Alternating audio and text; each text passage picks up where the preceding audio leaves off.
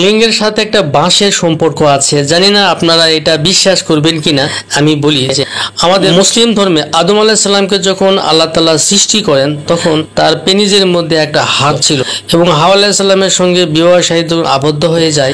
তখন হাওয়া আলাইহিস সালাম খুব কষ্ট পেতেন। আমাদের লিঙ্গ যেরকম ছোট বড় হয় তেরকম ছোট বড় হইতো না।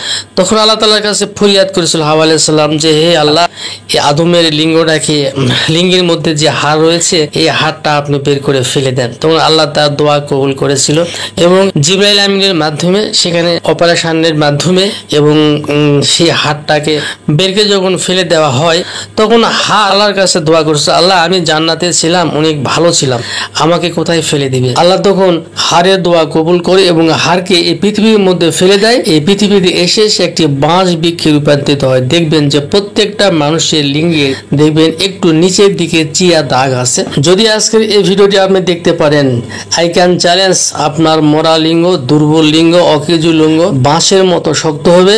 আমার দেওয়া পদ্ধতি মতো যদি আপনি এই ওষুধটি সেবন করতে পারেন, বন্ধু স্ক্রিনে দেখছেন হরিতকি। এই হরিতকি জান্নাতি ফল অনেকে বলে। এই হরিতকি প্রতিদিন রাত্রে ঘুমানোর আগে একটি করে হরিতকি ফেটে নেবেন, এক গ্লাস পানির মধ্যে সারা রাত্রি ভিজিয়ে রাখবেন। সকালে ঘুম থেকে ওঠার পরে ওই এক গ্লাস পানির সাথে 1 চামচ মধু মিশিয়ে সকালে খালি পেটে সেবন করবেন। এরকম ভাবে কন্টিনিউ 1 মাস সেবন করবেন।